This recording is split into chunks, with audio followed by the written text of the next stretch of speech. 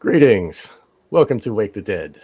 Today we are continuing with our with William Ramsey speaking about the Manchurian Candidate from fiction to fact. Today is part 6 and we are joined by our good friend Hans Utter of the Resonant State. Welcome, Hans. Hi, Sean. Great to be here, and just want to shout out if anybody wants to give me a donation. I have my chair I got for $1.50. It's extremely uncomfortable, so I could really use a new chair. Like But what?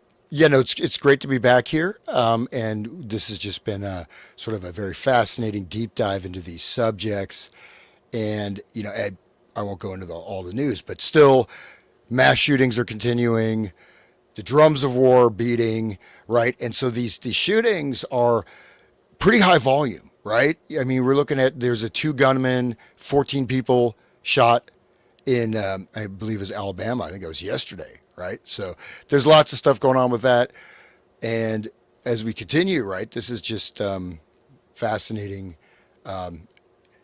unfortunately fascinating topic. But and I read that book, the McGowan book, and it's just like just to see the enormity of this, and in the same process of let's the legal process, people just not being prosecuted, people being railroaded, right? And so we have the same kind of deployment, the corruption of the judicial system, and this whole operation, which and then this connection with these satanic networks, appears to be, and so it's quite a deep topic. So, but William Ramsey, one of the best in the business, and so it's just always a tremendous pleasure to be joined by Mr. William Ramsey, author of many books and one of the most prolific podcasters this side of Mars, man. The So rainbow? I don't know. this side of the Oh, rainbow. really? Oh, smokes.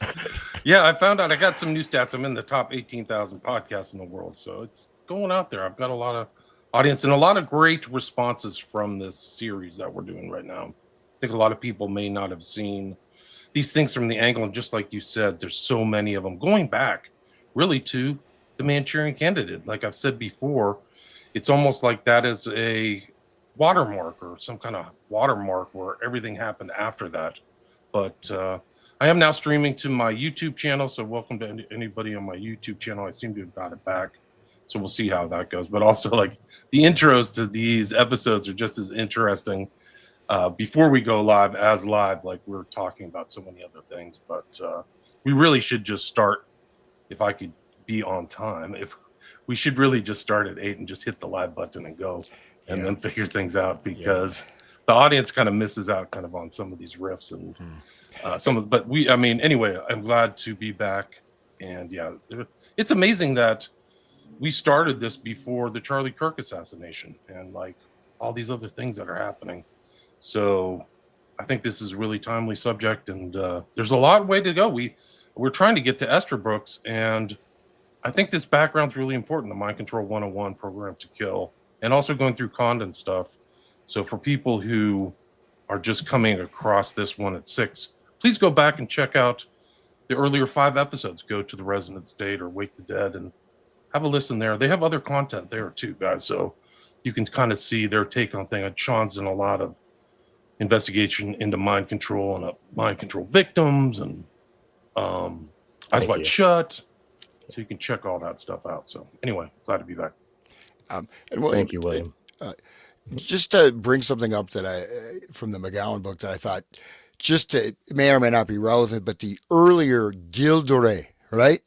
The French nobleman in the 1400s who kidnapped anywhere from 200 to 1,000 children, sexually abused them, tormented them, very much, Satanist, etc. And then also, of course, the Marquis de Sade, who did the same thing, right? And so the 100 Days of Sodom, that really, it's a book, but it's also a very unpleasant movie. But the director, he basically mysteriously died right after making that movie. But, the extent that this has been continuing for, potentially centuries, right? I think that's just throw that out there because, Since forever, dude. Yeah, and I don't know if that's relevant, but Gil Dore, like, so he was, considered to be, if not the richest man in Europe, very close to it, right? He fought side by side with Joan d'Arc, and so McGowan hints that Joan d'Arc may have been a little wacky. She heard voices, and potentially the children were disappearing when they were together. So Joan of Arc may have been part of that. But anyways, Gil de Rey, like, he literally went from being, this military hero, again, incredibly wealthy, multiple estates, to just going as far into evil as he could. Right. And so it's a really disturbing story. But and again, he was at the pinnacle of the elite society, and he just got away with this for decades until he kidnapped a priest, and finally the church, stepped in. But it just shows that, I mean, Gil Dore's stuff is just, it's, you look at the serial killers, he was doing exact same things. La Bosse, yes, La Bosse. I saw that. That's a book, and La Bosse is a great book, and that talks about satanic networks at the turn of the 19th century, right? And the author was involved in those networks, and then he moved out of it. So it's quite interesting. So I just want to bring up that it's probably all the same thing, because we all have the same human brains throughout history, and these problems are arising because of the same mental processes. The SRA, the intergenerational abusers abuse children to rewire their heads. And you were saying in the other episode, like, what wires together fires together, Hans. We were talking about that, and with the trauma and abuse that the sadism does to the children, changes their brains forever, and then they grow up to, I don't know if it's just that, or if it's the gradual letting go of your conscience that we talked about on my show. I talked about with John Euler, about how, like, it's a stepwise negating of your own conscience, and then eventually you get to this point where domination is the goal instead of sexual desires, and it turns into inflicting pain on others creates pleasure in you. And it's like the opposite rewiring of, like, when you're in love with your wife, and you see her happy, that makes you happy. It's like the opposite. It's like when you see others in pain and torture, it makes you happy. And that's where, and they gave it the name because of Marquis de Sade, right? And he was famous, but he, as a kid, he had, like, his mother and aunt, and they were like hookers or something, and he lived with them, and there was all kinds of weird abuse going on. And then he grew up to be different, and then they put him on the top of the pedestal, like, he's the guy, yeah, like, he's the model of the psychopathy, and so they named the whole phenomenon after him. But still, it's the same problem that of creating psychopath through abuse. Like, the SRA has the abuse, and then they give a little bit of love and bonding, and that bonding creates the Stockholm syndrome type shit, so that then they will follow orders, because, oh yeah, they really love me even though they whip me, But if they don't have the bonding, it just creates psychopathy. It breaks the brain. No one loves me. Love is not real. Like, and then this other stuff comes out. Like, it's like a monster animal, right? I believe that is just a phenomenon of the brain. Like, what this abuse does. And this is what G.H. Estabrooks was studying, what they were discovering with scientific experiment.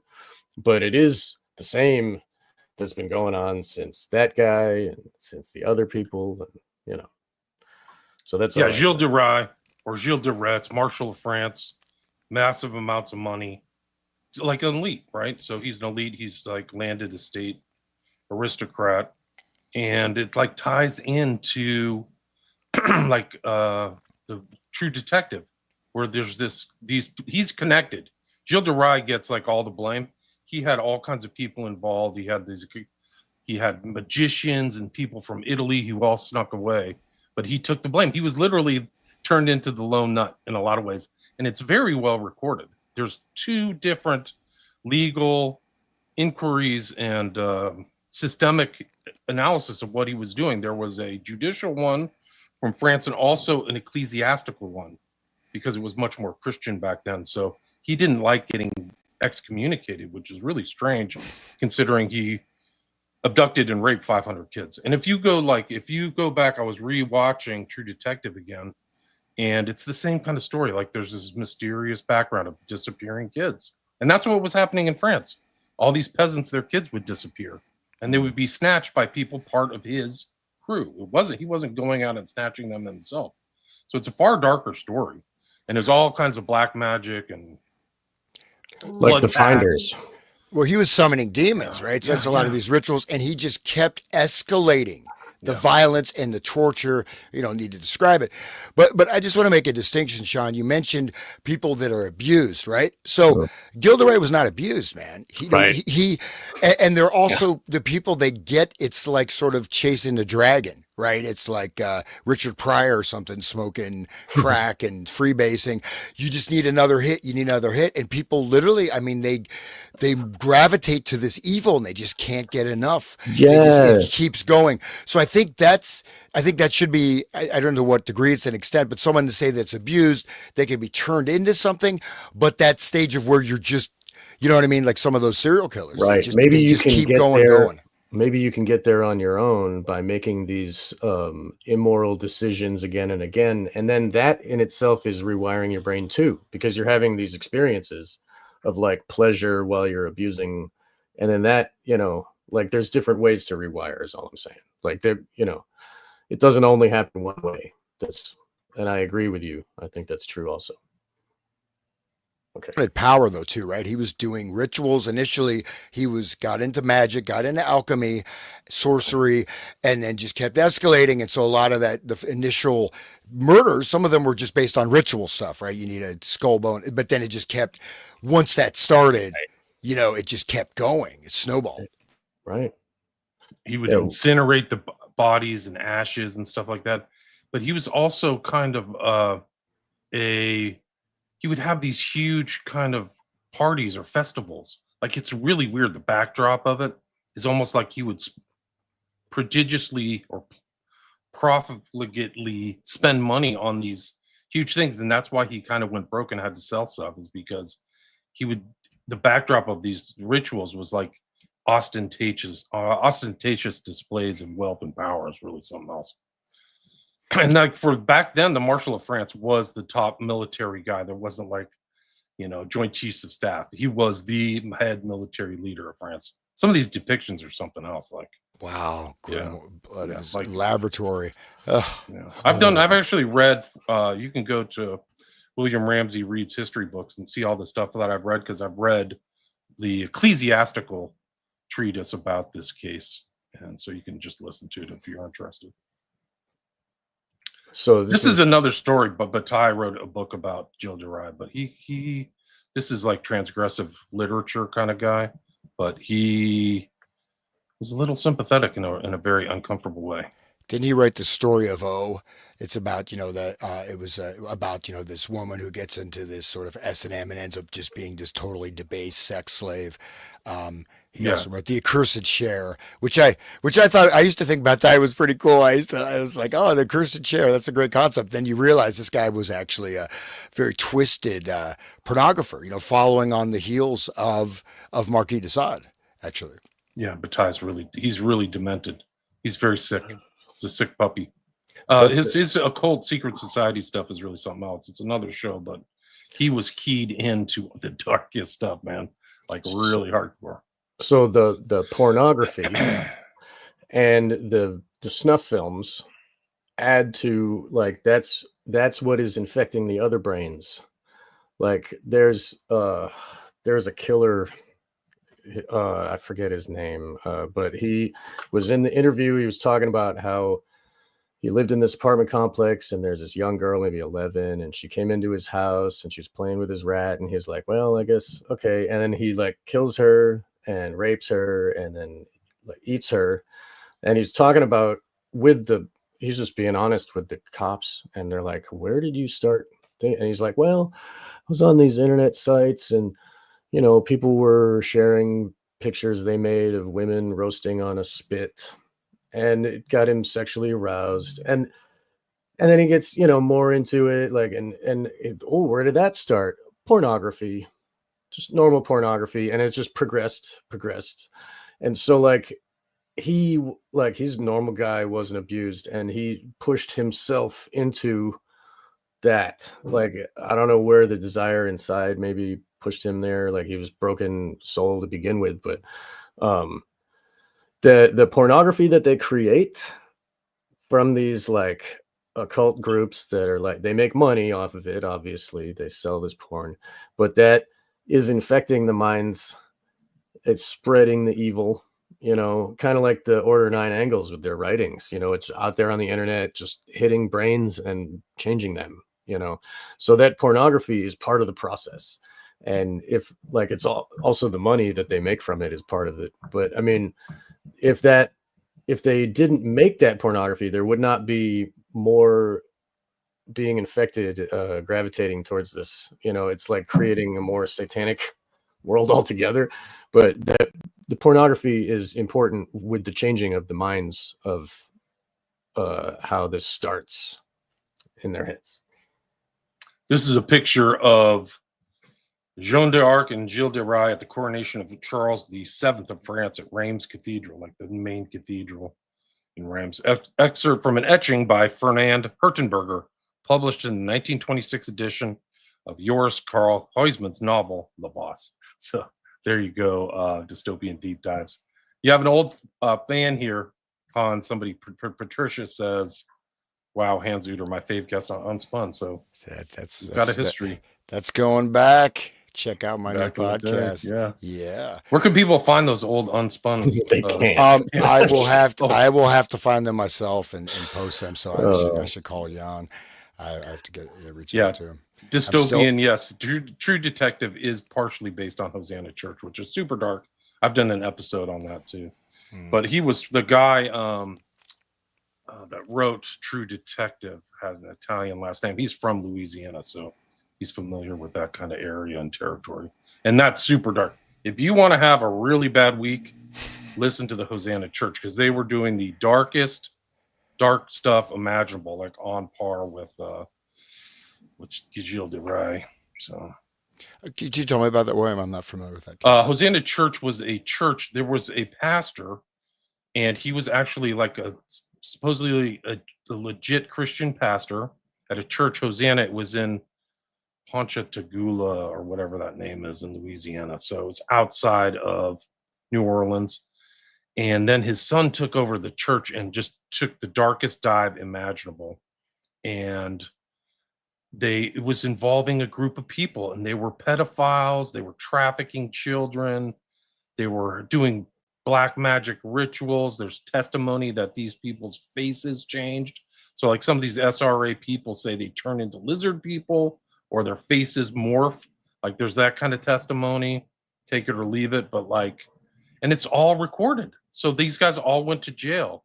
I'll see if I can find it. But yeah, the Hosanna Church is like, whoa, super dark, man. And they had all the evidence. Like this guy confessed. And he was with his kids too. So he was abusing his kids. Like this is the same kind of story. He had 2 boys. So he was abusing them too. Like it's all these same tropes, these same things of like intergenerational, right? Yep. Trauma-based mind control, sexual-based, humiliation, I'm sure as well. And then it's like covered up. Like nobody, even in the alternate media, almost nobody ever talks about it.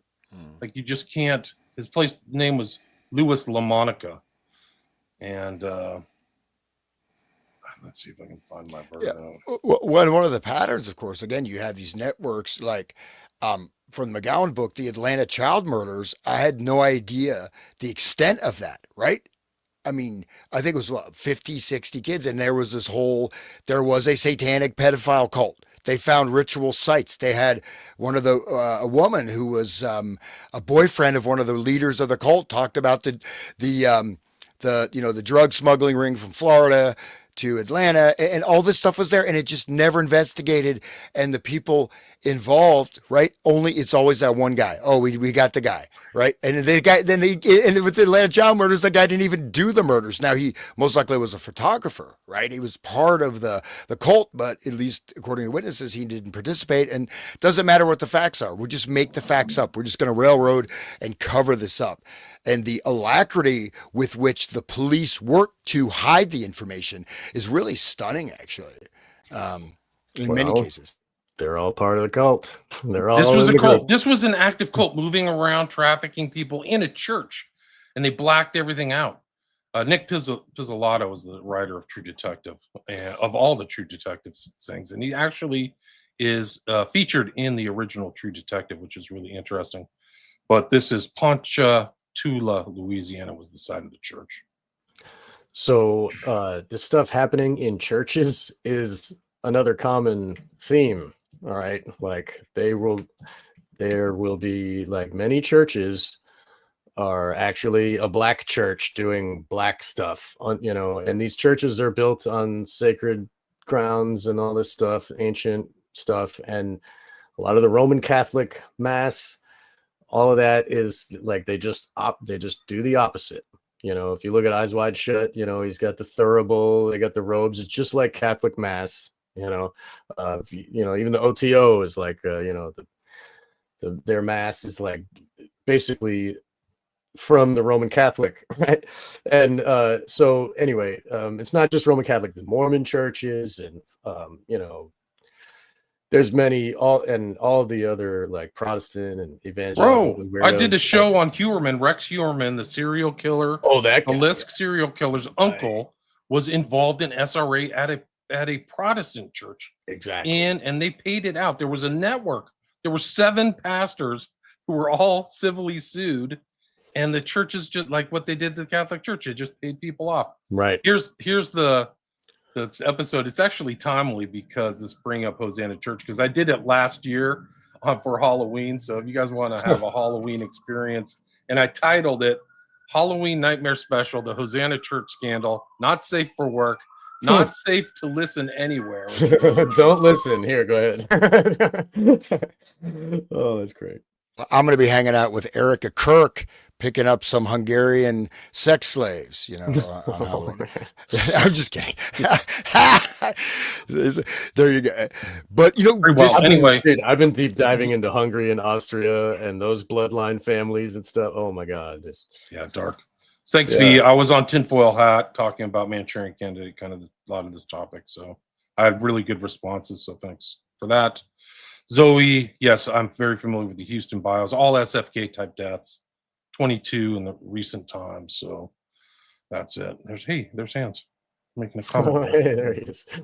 George Battelle, the Occult Book Rex. He wrote a lot. I forgot what his main kind of book was, but I have a couple. I don't have them at the ready, but in my library, I've got Battelle books. He's on my radar. Like the Accursed Chair, that's 2 volumes, right? So that's sort of his academic stuff. Then his some of his really dark S&M pornography was written under pseudonyms, right? On pen names, and those came out later. But I believe The Story of O and a couple of those other, that was made into a movie as well. But just his basic stuff you can get is that the Accursed Chair, volume 1 and 2. In fact, I may have it like sitting here. But I just wanted to bring up also, like, people, we were kind of talking about how the cops are involved.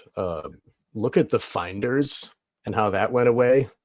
In the 80s, they found a van full of feral children that are dirty and gross, and men in suits. They were transporting them to Mexico. And then when they looked in it was based in Washington, D.C., and they went and found like their home base, and there were all these, children's stuff in there, and there was photos of children taking apart a goat, like pulling goat guts out, and they found documents of how to steal children and sell them to China. And then all that went away under the rug. No, what? find her what? So It actually was people the should look into CIA came in and said this is an internal it. investigation. Yeah, CIA, Yeah. right? And just a bit of not total tangent, but like say the McMartin, right? So they just released another couple films based on that. They're still pushing that, and you look at it like, oh, this looks interesting, and you read a little deeper, showing all the people that were harmed because of the false memory stuff. They're still pushing that. But Ted Gunderson, Yeah. so I got a lot of his original, documents. He had like a newsletter and all this stuff, and there's kind of a split view on him. Some people said that even though he was part of the McMartin thing, he actually worked to make sure that the prosecution didn't go through. Right. And so I don't know what you guys think about It Ted was Gunderson, because it he was Ed Opperman is the one who said that he discovered that he talks to Michael Aquino every day on the phone, and he was talking about that on his show. I'm like, whoa! Like No, Ed had the guy on. I think his name was Steiner, who did the Right. geological survey that found the tunnels. It tunneled into an apartment building next door, and of course, that whole McMartin place razed to the freaking ground, and now it's a dry cleaner. Like the evidence was just gone. Like they just how like, poetic! It's a dry it's just cleaner, like Charlie dude. Kirk. Yeah, it's exactly. It's Wow. actually perfect. funny And thing is, also, I used to spend my Hosanna summers Church- right there. Oh, sorry. Go the ahead. Hosanna Church had 2 cops in it, so they were part of the whole network, or 2 police officers. Exactly. And if you look at the higher up orders of the Freemasonry and even regular cops, they're all widows' sons, they all go to their, the first level, the 3 levels of Freemasonry. But then the higher orders, you got the Shriners, and the Shriners do all the children's hospitals, right? And then above them, you got the Jokers, right? Like, or what do you call them? The Royal Order of Jesters. That's their name, ROJ. And they say life is just a big joke. And their main logo is like the smiley face, dude. There's this little guy that's just like making jokes and laughing. And that is populated by judges and police officers and prosecutors. What's their job? What do they do? Oh, they have vans, and they transport vans to Mexico. Really interesting. And they got this order of Quetzalcoatl, which is this higher order when they worship the bird snake of Mexico, where they would like cut hearts out while they're still beating and shit, blood drinking and what. So people need to really like understand that the cops some cops are not your friend.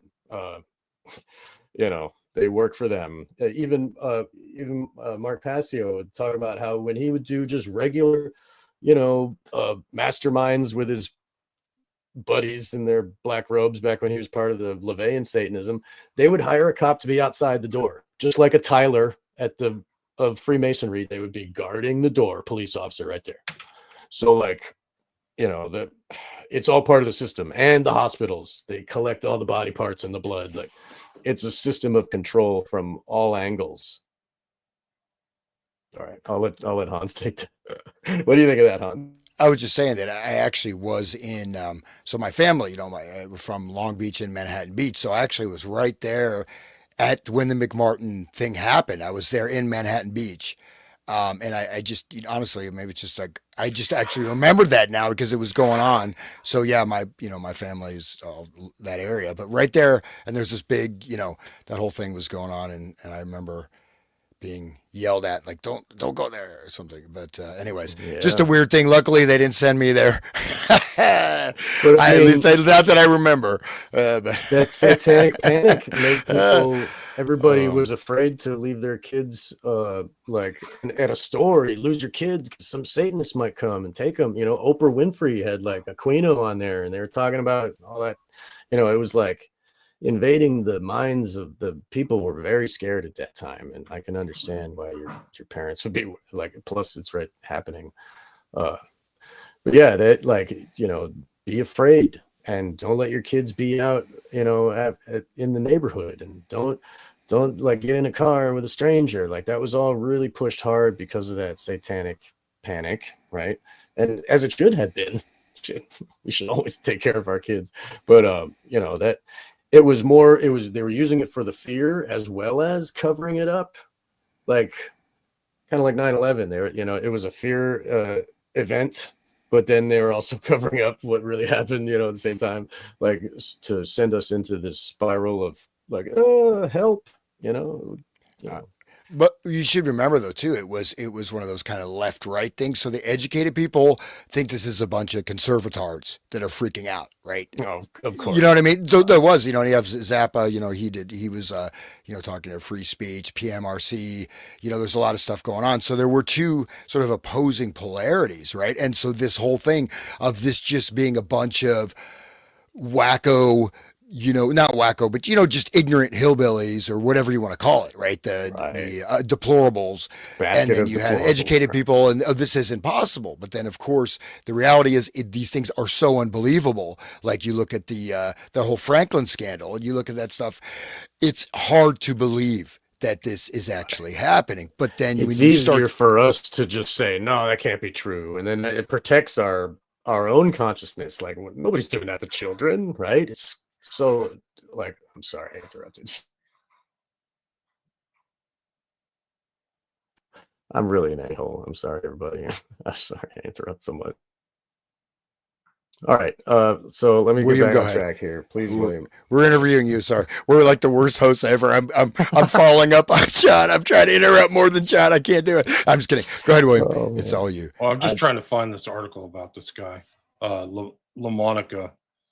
Followed by 8 members, central, all but one held without bond. Use of a church, close-knit relationship among the members, and victims unlikely to report abuse. Edward stopped short of saying the cult consisted of devil worshippers, but some defendants told investigators devil worship was the reason for their participation. Right. Edwards added defendants and witnesses also gave statement a dog was sexually abused and at least 2 cats were sacrificed. 24 computers, so it's a lot like the Finders. Tons of computers, like are they making child porn and selling it?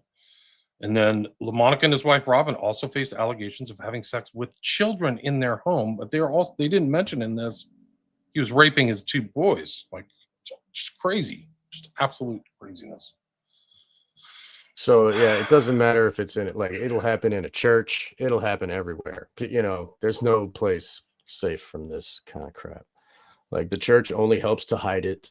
You know, it only helps to occult what's actually happening because people want to think nobody would do that, especially not a priest. How could they? You know, in True Detective, if you remember, the main character, kind of the driving force in the occult investigation, is McConaughey's character, but Rustin Cole. But they try. The whole thing is they think he's the one doing the killings, right? That's the whole interrogation motif through all the things, is that they think that he's doing it, but there's a mysterious death of he meets Tuttle. He's got a neon cross, which is a perfect symbol for that kind of Christianity, but it's the kind of insinuation through the thing is that McConaughey gets pissed off and kills the priest. It's not stated outright, but he has a mysterious death. And then McConaughey's seen at the crime scenes. Like they have pictures of him at the crime scenes. Like, what's he stalking the crime scenes? It's because he's been following this group of, you know, occult killers, child killers for decades. It's really good. Watch it again. It's worth it. See little, you know, you pick up little pieces that are in there that you may miss the first time. yeah, it's really well done. The first one's the best, I think. All the other ones are just trying to capture that what the first one was. Yeah, right. And also the church things. People should listen to Max Lowen. She is an experiencer of SRA who was abused under the Vatican, under the catacombs, and she witnessed babies being killed and eaten, and the demonization of the priests turning their faces, changing, drinking of blood, all that stuff. It split her mind, and you know, she has a podcast now. Unbroken.global is her website. Everybody should check her out. She's very smart and very compassionate, awesome person. Yeah, hopefully I'll gonna try to get her on my my show, but she's great. I hope she does. But the thing is, though, again, we have to see that there is this overarching, there's connections, whatever level, people are at. There is this movement. I've been going back into like John Robinson, from 1790s, writing about the Illuminati, and who was actually around that, that whole thing, and this idea of this global process of destabilizing the entire culture in the world, right? So there's a big goal, right, to bring about the rule of Satan on earth or whatever. So, there is some overarching connections of this, and then again, you're saying like the pornography, how that affects the brain, and then pushing cannibalism, even pushing serial killers. Oh, it's cool to be a serial killer. Wow, that's pretty cool. You know what I mean? And so even the way that, say, Richard Ramirez, like people, were, idolizing him. Madonna is like, oh, he's great. He's like the pure spirit. He's so free. Seriously. Sean Penn was a big fan of, the Richard Ramirez, and these guys, so it's really, it's hard to kind of wrap your head around it, but I don't know what you guys think about this. Obviously you have bit players, you have these kind of actors, but there's obviously some overarching organizational factors that go beyond just, why do you want to destabilize society with terror? Why do you, why is this stuff being promoted, and how do people get into these things voluntarily? What is, I don't know. I'm just throwing it out there. I feel like there's a bigger agenda that's whether or not, whatever the direct sort of connection, pyramidal connection. But again, like with the Illuminati, you have all these people, only a few people will know, but with the right agents of influence, you can influence literally hundreds of thousands of people. But at every stage down that pyramid, you're going to have less and less information, and different agendas. But the symbols stay the same. If you can understand the symbols, you can decode what's coming down, right? I mean, on our show, and I still haven't published it yet, the last one that we did about the Kleepoth. I mean, isn't that like an organized destruction of society in our brains? I mean, it's like you yourself, Hans, have been describing that, and it's like it's a stepwise progression, and we're getting closer, And I want to recommend a great film by one of my all-time favorite, Susan Sontag, right? The great feminist. Her movie she made 1969, Duet for Cannibals. So she made a film, Duet for Cannibals, 1969. That's, the feminine mystique and all that. So that's a duet. I just threw that out there, but I don't know. I saw that the other day, the Duet for Cannibals. Oh, 1969. Wow. So yeah, she wrote, directed, and edited the film. So that was her. That's right. Your feminism right there. Okay. I know that's a little bit obscure. But the picture says it all. She's got a little idol of a male, like in her hand. Like Oscar. Yeah, she's not bitter, angry, or she's holding it like a gun, though. She's like 007 cover, right? Like, where I have men, I'm a witch. Well, I did a show where like the guy, I can't remember his name, but he basically said like all feminists emulate witch tropes, witch morality, and everything. They're like anti-life witch people. That was like he's right. Right. Well, it was created by Satanism. Like feminism is a devouring of our society. If they can get all women to hate all men, there will be no more birth. Like it will destroy humanity. Right. So like it's the ultimate us against them. Like if you can it's because 50% of the planet. Like you can get like this many Democrats going against this many Republicans. Maybe it's like 10 or 12% like that are actually going to fight and stuff. But if you can get 50% of both sides of the whole world to fight each other, then that's order ab chaos, right there. Social pestilence. Susan Sontag is a witch. The guy's name is Edward Dutton, and the one we did is Witches, Feminism, and the Fall of the West. So I got to have him back on my show. That sounds great. I want to hear that. Yeah, that's very not publicly acceptable conversation. Is like, oh yeah, by the way, all feminists are witches. But I mean, not far from the truth. But it's if we talk bad about Kinsey, everybody gets mad too. You know what I mean? People got pissed. I've talked to people and they're like, how can you besmirch this guy? He's like a real adventure. I'm like, Oh, all he's a freaking babies are monster, sexual since birth. Like what? Dude, do you know he was raping babies and doing experiments on infants? You freak! Yeah, Like how dude. this thing Oh my God. And he died No, from hanging by his Johnson. His orchitis on Orchitis. his Yeah, he balls. tied a rope around his testicles. He circumcised himself with a penknife. He was doing that. Yeah, he's out. He's He like was sadomasochist. Sod, dude. He was one of The these modern people version. that we're talking about, where their brains just like Labas and like all these freaking people that he was crazy, and the Rockefellers were like, "Oh, we can use him. Let's put him on a pedestal." And now that's society. Okay, the more you look at like really everything is satanic, like the feminism and the satanic, not like, oh, some guy with horns, but like anti-human, killing the world, like involution, worshiping death, you know what I mean? Death cult shit, like that's what it is. And it's always been that shit. And it's like, these are all just the bubblings out of that type of psychology, like, oh, feminism is happening because Satanism, right? Cannibalism is happening because Satanism, like, snuff films, like all this stuff is like imposed on us by these psychopaths that have been ruling us since Babylon. Sorry, guys, I'll shut up. Well, and one thing to note is that, like, which Richcraft and I had sort of my massage therapist I was going to was actually a witch. She had like this sorcerer's broom from it was like from 1650, and she had all this stuff, and she did some weird stuff to me. I got over, but I mean, I didn't. She like that was not good. But people. The thing to understand is that a lot of people, even say when I was in graduate school, there was a guy, he was a Satanist. He had his, big pentagram. He was a graduate student in music theory or something. I guess that would make anybody a Satanist, right? But it just was like, because everybody is a materialist, atheist. So it's just something you're doing. Oh, we'll just connect with nature.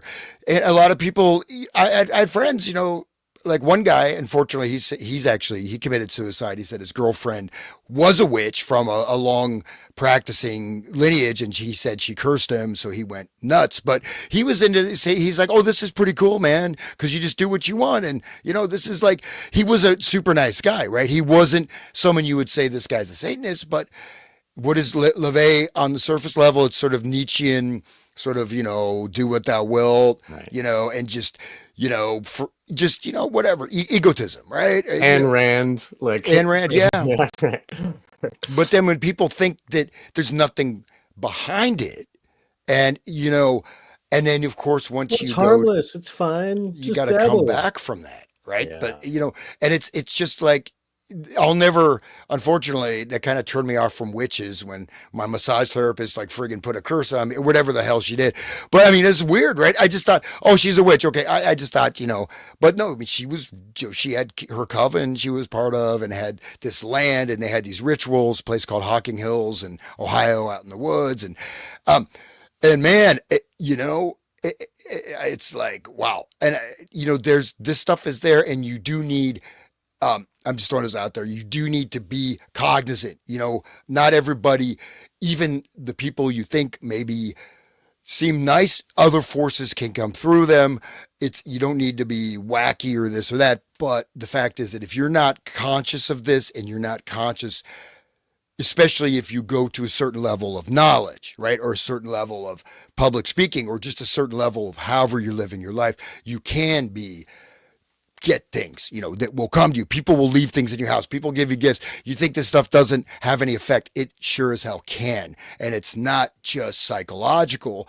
So it just means, it's like anything else, once you understand it, then you can take care of it. But if you ignore it, which I regrettably, I did, well, okay, it's nothing. Does it just, no, it's not. In a lot of, unfortunately, these women are like very frustrated, some of them, and they will take it out on the man, I mean, sorry to say. We don't want to be hating the other half of our species, though. Hans. That adds to the, the I love women. divide No, of the feminism. I Obviously, love women and whatever, worship the goddess. Just don't cast black magic spells. yeah. Well, they're doing what they wilt, and they don't care, right? And that whole thing of like, they take the first half of Crowley's thing, do what you want, and then they leave love is the law. Like, you got to love everything and everyone, and then love gives you your will. If you trust that, then you're a good person. But they just wanted the first half of do what we want, right? I can be God in this world of my own God, and I can create my own rules. And like, it's a selfishness, and to the point of like, what is the Marquis de Sade is being pretty selfish as he's like abusing women and killing and whatever. It's selfishness and egotism, like to the max. Like that's what Levian stuff was doing. It's like worshiping ego, and like ego is the best in my individual character, And then when you look at the Qliphoth, that's the same thing. Like they go down the tree all the way to the end. It's separation from creation completely. Like it's where they believe they can start their own world or whatever the hell. I mean, I think that's part of the psychology is they're they want to be separate. That's, I don't know. Anyway. Yeah, and I'll let William go, but I mean, one thing, because I spent so much time in India, or whatever, is that, you see, like, so they have on the books, black magic. You can be convicted of the crime of practicing black magic, right? So they're much more, in general, they're aware of these things, and, what I mean? So it's not considered whatever. It's not, I'm trying to freak people out, but it's like, well, if you just think I'm in a materials paradigm, this is all psychological. Maybe a lot of things are psychological, certain things aren't. So if it's kind of like if there's a Somalian gang down the street for me. I know they're there, but I'm not going to go hang out there. Maybe I should make some new friends, right? They got to bust out their machetes. Bring some old English and say hi. You want to have some roast white guy? That's not really funny. They did that. They came. The guy hacked up a bunch of people with a machete. But anyways, but it's the same thing. And it's these gradual progression. They say like the gateway drug, whatever. You start out, you have a beer, whether that's true or not, but it is the gateway drug of this egotism and the selfishness, and even you get into rituals, and the ritual gets deeper and deeper. So I think a lot of people are also led down this path, and then at a certain point they can't go back, and then they're enveloped. Would you agree? I agree. Yeah, it's a road. Like that's the next thing you know, you're George Bataille, some secret society, or Marquis de Sade. Really good movie based on 1,000 Days of Sodom is Salo by Pierre Paolo. Yeah, that's what he mentioned. That the other title is 100 or 1,000, 101 or whatever. Well, the movie's based 120 on days. Yeah, that's sick. But it's also based on Italian. Through it, I was like, okay, I've downloaded the thing, and I clicked through, and I like, gross, disgusting. Oh my god, that's gross. Oh my god, I can't watch this. Like I can't. But it's about elite abuse and ritual murder. Really, it's really kind of his critique of fascism at the time. Salo was where Mussolini went, kind of the rump state that the Germans kept after they abducted him was Salo. So that was his critique. And then Pasolini kind of mysteriously dies getting run over by a car or something like that. Right, so after he released the movie, right? Like just kind of like mysterious death and not unsolved. Didn't they keep the movie down? They didn't like release it or some shit too? I don't know what the whole story is, but it's really a dark ride. But I think that he was kind of telling the truth. Like people do this. Like this is the elites, how they blow off steam. And there's like stuff like from de Sade, like corporophilia, like this, and they're all like young children, so it's like old against the young and like pedophilia. It's really dark. They're like making the kids bend over, and they're judging each one's a-hole, and they're like, oh, I like a girl's a-hole better than a boy's a-hole, or whatever. It opens Oh, with that people child talk. market, right? So they Oh, have yeah. the market for Oh. children, right? So they're buying and selling children. You go back to Joan Benet Ramsey, right? Right. That whole case, the teen, I mean the whatever the infant, I mean young girl beauty pageants, right? And these, I mean, so this does appear to be going on, and most likely going on as we speak, right? I think it's kind of inserted into the elite culture as maybe something that's completely acceptable. Just like Ewan Cameron thinks it's acceptable to torture people because he's one of the technocratic elites, and these are just whatever, right? These are just, you know, When they own people, they believe they can do that. If if they believe they are the master and you are the slave, then they are, there is no remorse for what they do. Like, You don't know what was going on in those sleep rooms too. Like if you can subject Right. people to amnesia, Yeah. who says they're not sexually abusing them? Like so there is sexual abuse in hospitals and things like that happen. If you look at the research, like of the Satanists, the sexual abuse is part of it. It has to be sexual because it's the most humiliating, and it has to be from like your dad or your mom or some shit. That's like a person that's supposed to protect you, and then they abuse you in that specific way, is what breaks the mind. Like you could just hit him in the head with a frying pan all the time, but the sexual abuse and the humiliation is what really. And then I don't care about you, and then it comes to like a Stockholm of like, oh, go ahead and abuse me, and yes, I would deserve it. You know what I mean? But the sexual abuse is part of it. So probably Cameron was doing that because he knew. Anyway, we know that they were this G.H. Estabrooks was talking about this stuff with the FBI from, I don't know, was there sexual stuff in 35? I don't know. I don't think 35. he really got into the sexual element of it. Right. But I mean, they were talking about it. They knew about it, and the Nazis were doing it.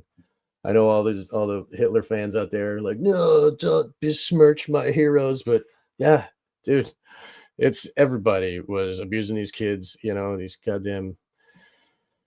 Anyway, it's good it's comment by good comment by Murder by Maestro. Think about how many thousands of people went through these programs. I think it's in the tens of thousands, if not hundreds of thousands. Right. So it's a huge number, and it's all either kept quiet, nobody focuses on it. It's all done by intentional. It's all intentional. I mean, because the media does not ever want to address it in depth. They just don't, because it's too damning, and it also exposes their kind of current programs and things that are happening today. I think also, I mean, there's different levels, and I don't want to be too biographical. I mean, this is not, my parents used to drop me off to Lewisburg Penitentiary, it was a big MK Ultra place, and there's the Leonard Peltier, but I don't remember anything that happened there. Hopefully nothing happened, but I mean, there's things where, that you get these inputs, right? Or even just the trauma. I mean, look what's going on in the schools now with the transgender stuff, and what they're doing with the social stuff, and the promotion, say, of this Lord of the Flies, mentality. I mean, look at the books you read. Like, we have to read a book called Go Ask Alice. You familiar with that? So this is a diary of a girl who just goes insane from taking a bunch of LSD and whatever. This is reading this in, middle school, and then Lord of the Flies, Catcher in the Rye, right? These are like, and then they hung I lack on your chest with that paper plate you're talking about on my show, dude. Maybe I'm an MK Ultra victim. No, but so that was, but think about that. Catcher in the Rye is even darker. It's getting darker because I looked into, I think somebody made the comment on our last show that one of his wives in the 50s was close to Henry Murray, who is the guy who tortured Kaczynski. And that wife was like with Murray in the 30s, before Murray did The Mind of Adolf Hitler or any of that other stuff, or the Kaczynski stuff, who was 16 at the time. If you remember, they got him young, like a genius young guy tortured. But that overlapping connection between Salinger and Murray is mind-blowing. It's incredible. And it brings Catcher in the Rye in a completely different light once you actually know that he's hanging out with Henry Murray's he's married Henry Murray's wife. Like, they're hanging out for years together, like decades, doing all kinds of like, experiments, psychological experiments. She's a psychologist too. And so you see that psychological depth in Catcher in the Rye, and then 65 million people read it. Crazy. That book, though, I mean, these are documents that, he was part of the OSS, right? Bateson developed a schismogenesis model using weaponized anthropology during World War II. OSS, how to fracture, create societal divisions, right? And Salinger was part of OSS also, and part of this was this type of media inputs, right? How do you have? There's different type of vectors. You can input. If you look at a cybernetics model, you're inputting an information stream in order to generate a type of governance, right? So you can look at that Catcher in the Rye as an inputted stream into the cultural milieu that is actually the book itself. I mean, it is. I think it's not a normally written book, right? It is written in a way, and you can find this a lot in sometimes of these books that are sort of deployments of studies that are put out in a popularized form. There's things that are written where you read and your mind kind of blanks out, right? Right. And this is set up there. And this is, you can find like there'll be a couple sentences or a word doesn't make sense. And you realize, oh, I missed that paragraph. I didn't catch that. Or they're meant to be read almost on a subconscious type of programming way, right? So you know what I mean? Does that make sense? So and you find that in a lot of things, even of course, Aldous Huxley, H.G. Wells, tons of his stuff, right? The New World Order. H.G. Wells, all these books, The Time Machine, all this stuff, and his, of course, Fabian socialist connections. And so this is an example of literature. And then you look at, say, the pedestal, right? Catcher in the Rye is on a pedestal. It's, why do kids read this? And my son, he started wearing this Holden Caulfield hat. I said, dude, he's like, oh, it's a good book. I like him. I said, nope, that's going in the fire. So, but seriously, these become, and then especially at the age, this is the mirroring stage, right? You take these people as your heroes. So you think Holden, oh, I feel a little bit disaffected, so I'm gonna connect, maybe consciously, maybe subconsciously, with Holden Caulfield, right? Or any, the Clockwork Orange guys or whatever it may be, right? So I think this also is not as dramatic effect as a direct type of ritual abuse, but it is sort of, it creates a terrain, right? As Kurt Lewin says, a psychological topology, and you create different things, and you can create centers you have a single point, you spread that out, you put in different informational flows from media, from education, from this, from that, and sometimes even very subtle, and then add Estabrooks and hypnotic command structures. Then you get a very interesting landscape, right? And again, with the principle of entrainment, if you get a certain type of field structure in a group psychological dynamic, that will affect others around them, whether or not, it will affect you. To the extent it affects you depends on the degree you're conscious, depends on the degree that, you have negative emotions or not, or this or that, but right, we all have experienced this, right? You can go and you see different days, you see everybody's acting in a certain way. And if you're just in a bad mood and you're reactive, you have road rage or whatever, then you just got locked into that. You just got entrained into this, right? So, look at Altamont. They created this situation and they created all that, and then it ended up with the murder and all this chaos happening. Anyway, that goes with the Kleepoth you're talking about also, Hans. That is like controlling the mass psychology through this entrainment and creating this, like, basically satanifying the world, yeah. So William, we wanted to talk about this document here, that I posted it on my Odyssey. I think we should finish Program to Kill. We haven't finished that yet. Oh, right. Okay. All right then. Don't you think? Let's do that. Yeah, please. I'd be happy to read if you want to bring it up on the screen here.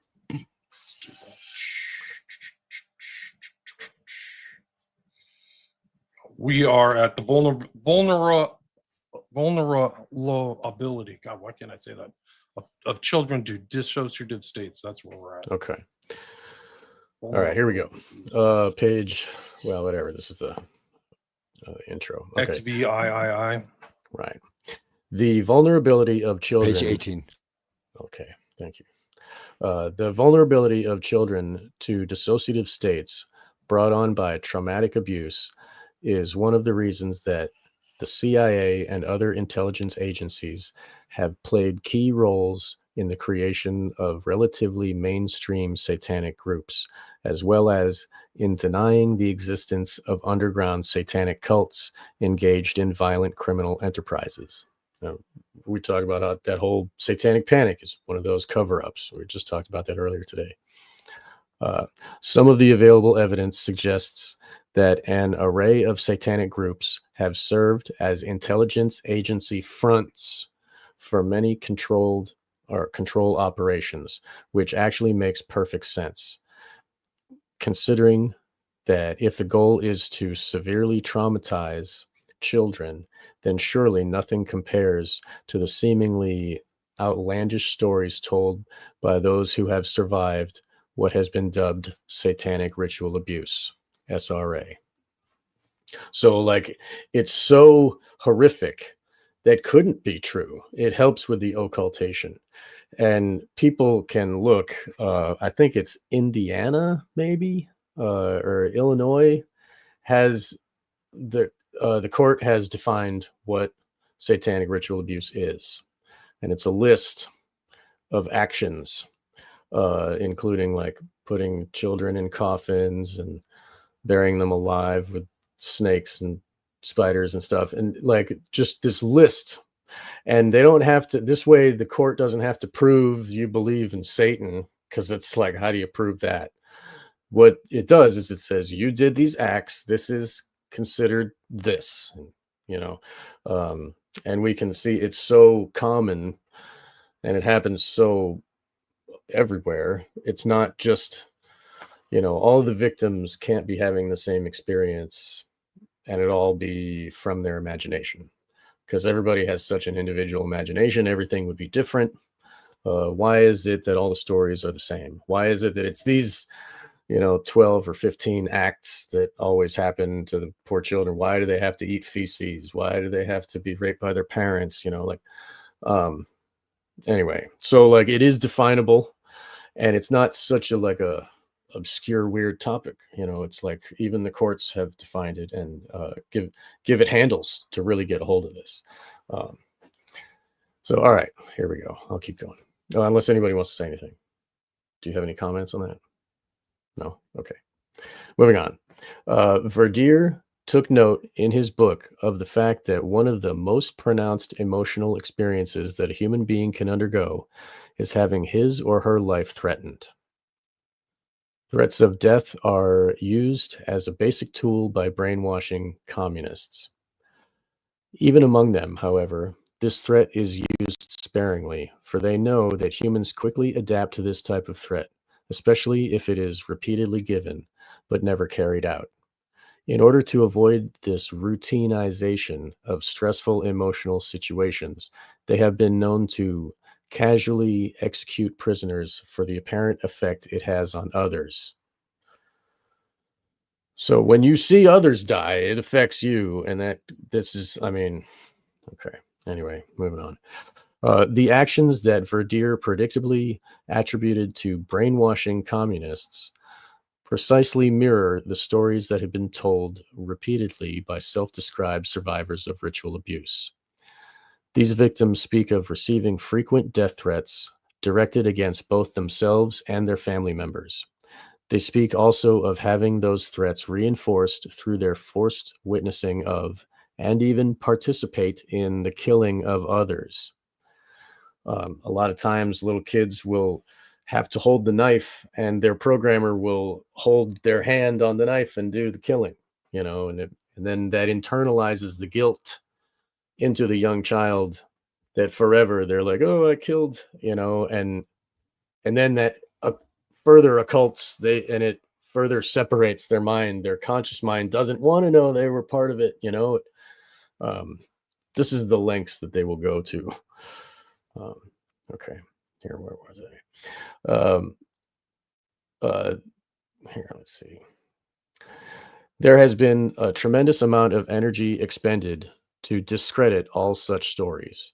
At the forefront of the movement to deny the validity of these stories told by countless survivors is the False Memory Syndrome Foundation, a group that led by a truly vile coalition of CIA-funded psychiatrists and accused, in parentheses, and in some cases convicted, pedophiles. Also playing a key role in the movement are Paul and Shirley Eberle, the authors of a purportedly... Eberle. Okay, Eberle. The authors of a purportedly authoritative book entitled The Politics of Child Abuse. The Eberle's book attempts to lay the blame for virtually all child abuse accusations and prosecutions on overzealous prosecutors, therapists, and parents. The argument might be a little more credible, however, if the Eberles themselves were not known to Los Angeles police as distributors of child pornography, a fact that media outlets conveniently and rather consistently ignore while touting the Eberles as authorities in the field of child abuse. Yeah, they're because they know how to do it. Yeah, takes one to know one. It's so sinister. Like, they inserted themselves into this stuff. Like, that's how dark it is. Like, what the heck are you guys doing here? That's like part of the evidence of the cover-up. It's the same thing's happening after this whole Kirk assassination. It's like you can see them shaping the conversations around Kirk and pushing it certain ways, and misinformation, malinformation, disinformation. It's like the techniques too. And these Eberle people were like that, super creepy. Like they have them on record in some kind of child porn book or something like that. I can't remember what it was, but I vaguely remember like they're doing this, but they're also on some like pedo material. I forgot what it was. As I mentioned in the beginning, there's just 4 movies with this year and last year, a couple documentaries, a couple fictional films, exactly using their material as the basis. These Eberles, their stuff is being used still and being put out decades later. And Sean, I forget the name of the movie. This came out a couple years ago, and I thought it was really interesting. It's about this girl, who's like, molested or something, and there's some kind of weird cult. And then at the end of it, you watch the whole film, all these people's lives are ruined. You think, this is like, oh, there's justice finally. It turns out, no, she made it up just because she had some attitude problem and destroyed all these people's lives. So you went on the hook yourself through the whole movie, and right at the end, they flipped the script. Right. And suddenly it's all just BS. And then they have the little footnote, the satanic panic in the 1980s ruined many people's lives. So, but they're still pushing it. Why? Right? Why? Because it still happens. No, but I mean, why are they still pushing this false memory syndrome? Because that's the only thing they got. They got nothing else, and they created it. They might as well put more money into it. I mean, they also had that thing debunking the Michelle Remembers just recently on Netflix, and the movie you're talking about is probably on Netflix too. We talked about how Netflix is so evil, but that they just had like a transgender thing come out. Like, probably, I think I'm a woman. Like they're promoting so total crazy. Evil. These people are of the devil. They're total demon. The whole country is demon possessed, man. It's full of evil people. Oh, the way to look at it. I mean, I've seen the change in one generation. Like the culture. I used to remember growing up watching Mutual of Omaha, Wild Kingdom, like super, normal stuff on the shows, on evening shows. And now it's just like they're pushing just the darkest pitch black evil stuff, mind control, the whole bit. Mr. Rogers' Neighborhood with Mr. Green Jeans playing the piano. Hello, little creepy. But mysterious adventures with Arthur C. Clarke. He's playing ping pong with his little boy toy, talking about rainbow fish falling from the sky. Like, Or there was crazy shit on TV like forever. Kiss, Kiss, the rock band Kiss had this TV show where they were like they're flying in this spaceship and stuff. I remember it. It was, I don't know, man. But no, but you know what?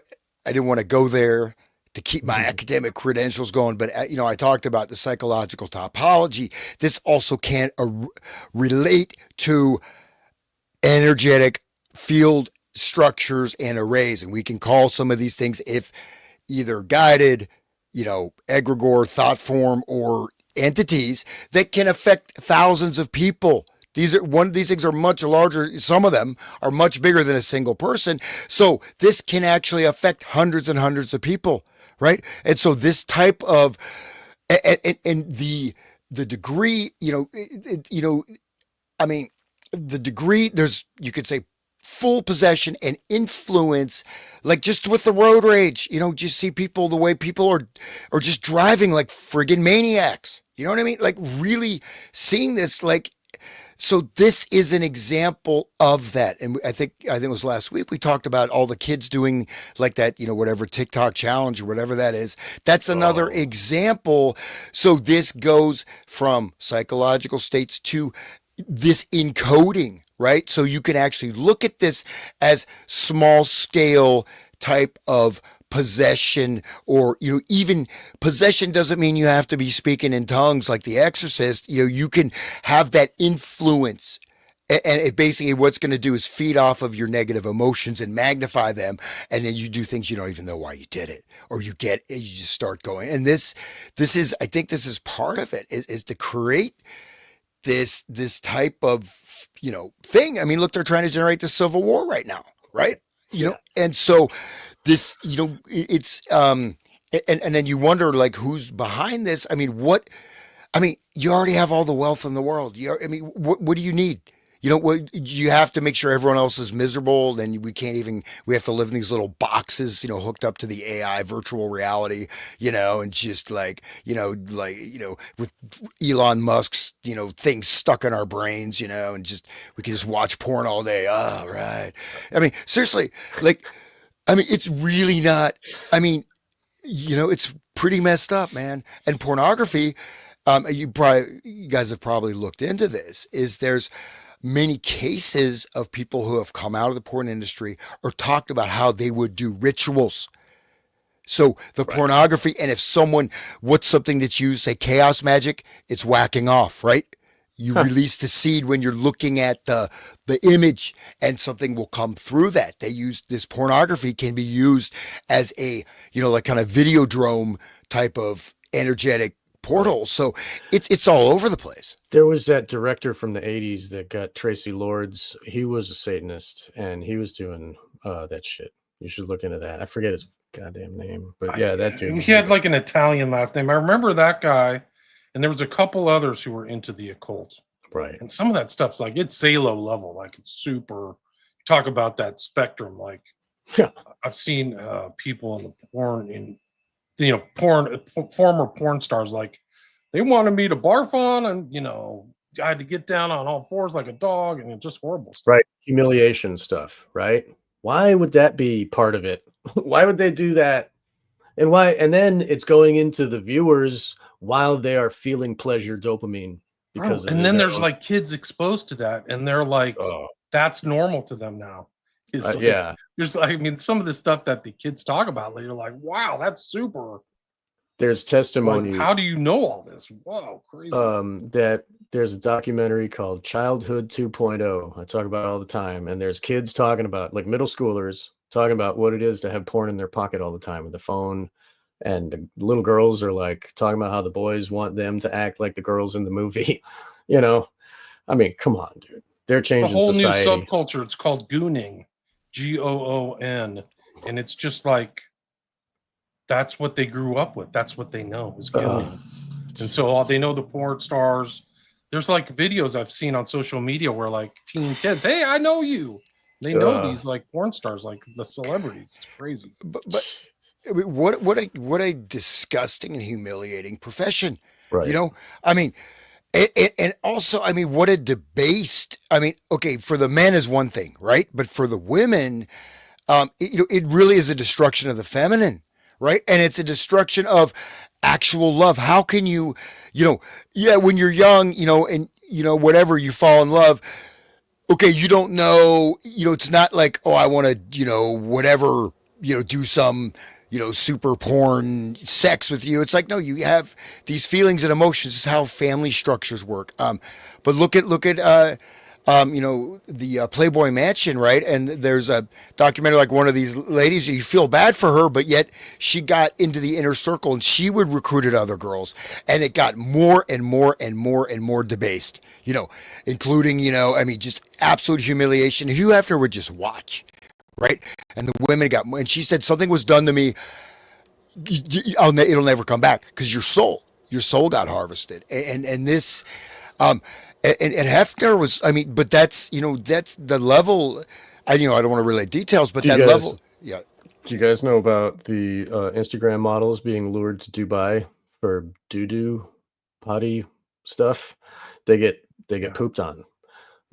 Like they think they're going over there to be a hooker or something for like a couple weeks, and they get like captured and beat up and pooped on and raped, obviously that too. But I mean, it's a thing. There's a whole industry. It's called yachting too. I mean, it's it's a subset of that. They're rented for the weekend. They go on the yacht, and they have to, they have to give away. I mean, on a boat, like anybody who's seen like Always Sunny, the psycho that he's like, oh, just the implication when you're on a boat, they can't run away. Like, oh, they got to do what you say. Isn't that what Ted Kennedy said? Or probably, dude. He would try to get his women on the boat so they couldn't get out. Yeah, and Ted Kennedy, if you listen to Bryce Taylor, he beats the crap out of women, makes them almost dead, and he can't get it up unless he's beating them up to bloody and almost killing them. Ted Kennedy, the guy who was in the Senate forever. Chappaquiddick. Chappaquiddick. You should have saved that girl. Kopechne Right. should be alive. Right. She was in like 4 feet of water or something. It was nothing. And there's her fingernail scratches on the dashboard. Like, dude. No, yeah, that whole story's weird. Some people have tried to like justify that story, but that's like a story of elite depravity and decadence, really, because he just left her to drown. Yeah. And just acted like he walked away and like, oh, nothing happened. They said when he was talking, he was like almost dissociated, like it didn't matter. Like he didn't think that she was dead. He didn't even know. Maybe he was blackout drunk. I don't know. But like his response to it, and it effectively ruined his political career, his presidential hopes. That was it. But what's amazing though is this. We started out talking about Gilles de Rais, right? We're literally having this. These things are mainstreamed, right? And this is, people are gravitating toward. I mean, you talk about the kids. I mean, what does that do to you? Right? Yes, there's always a percentage. You have a certain percentage of people who are born hermaphrodites, right? You have people that are whatever, I mean, there's some, there's always going to be any population of any animal, anything, there's going to be certain outliers, right? But to mainstream this stuff, which is actually, it is barbaric. It does violence to the spirit, to the mind, to the soul. And what pleasure is there in that? There, you know what I mean? If you have, I mean, but yet this is like, I mean, I'm actually shocked, right? But think about Gilles de Rais. I mean, it's now like everybody's a junior Gilles de Rais, almost. Not everybody, not me, but but seriously. And what about the Jacob Frank and the Sabotage Zevi and all that crap? Like that, wasn't that the same too as this? Do you think, Hans? Well, Sabotage Zevi. I mean, that was, of course, he was. I mean, he was like opposite of morality, right? Well, so Sabotage Zevi, of course, you have to say, like, he had millions of followers, right? He was huge. I'm sure everyone knows who he is. 1666, Nathan of Gaza declared him to be the Messiah, and he had followers all over the world, and so he was doing Lurian Kabbalistic magical practices. He had manic depressive stuff, but basically the whole idea was that we want to bring God back, and in order to do that, you must do evil, violate every convention, incest, rape, murder, whatever.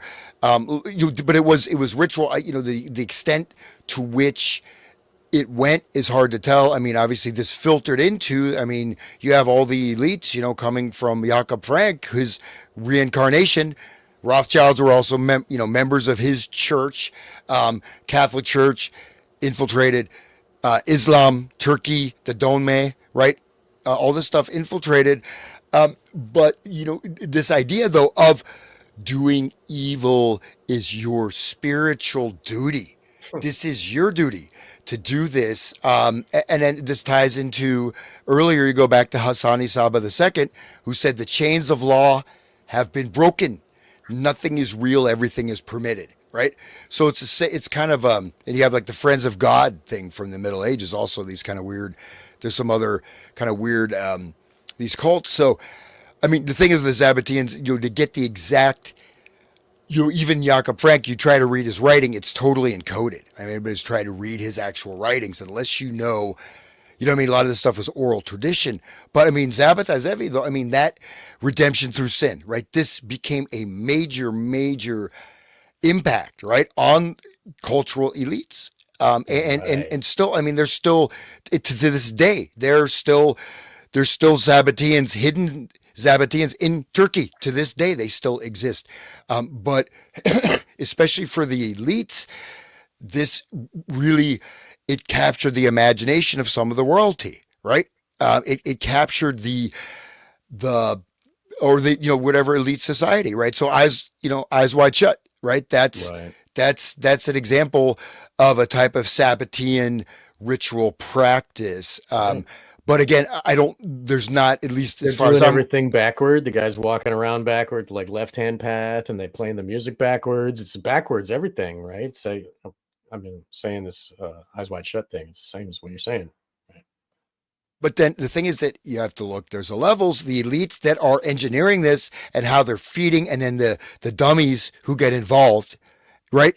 Because they're actually getting harvested, right? Their energies, their spirits, they're being destroyed. They're becoming husks of human beings, right? At a certain point, you can't go back.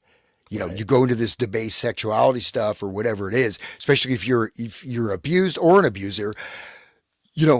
This gradualism, you're not the elite. You're not, you're not, what I mean? You're just you're the donkey, or whatever. You're the friggin', the Smurf or something. I don't know.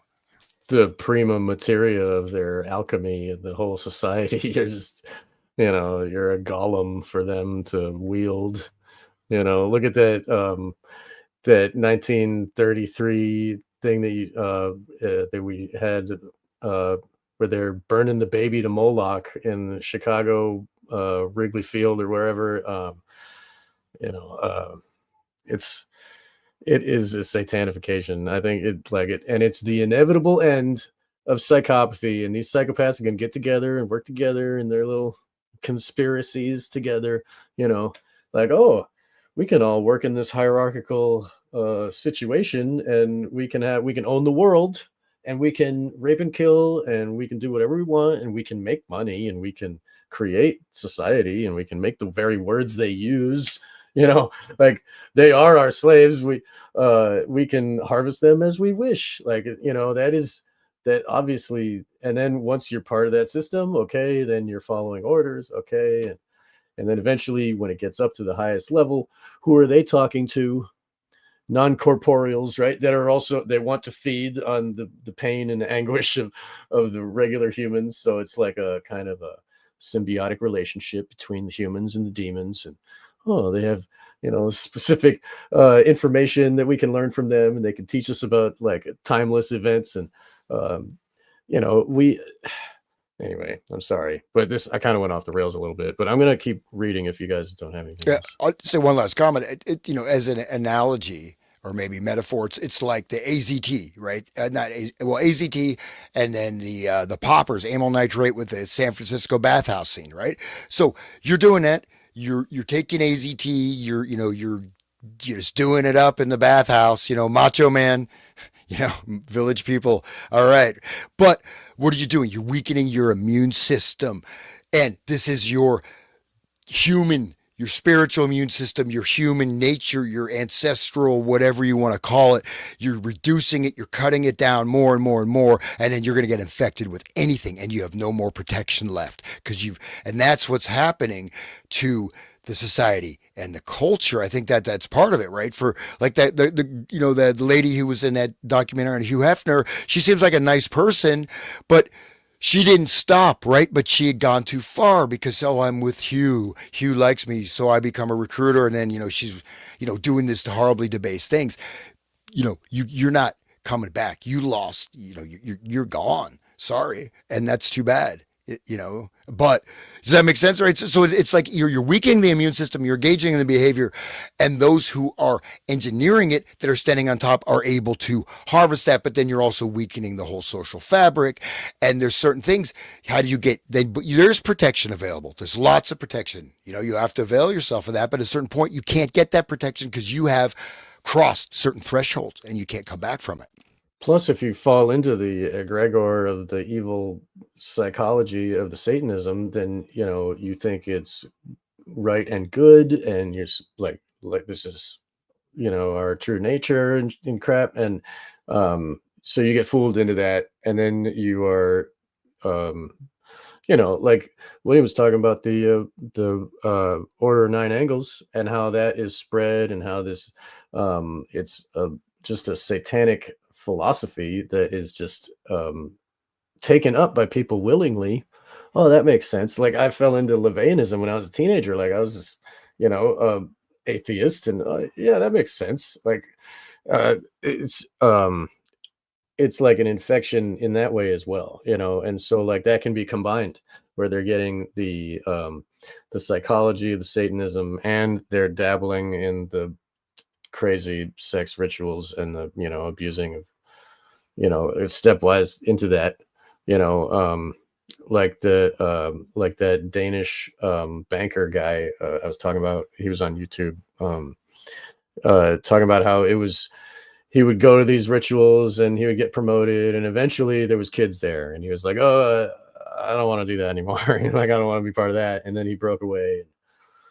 But it's a stepwise thing, and all the while that it's training your brain in many ways. Like but the people that accept it willingly are, they get a greased pathway to the top.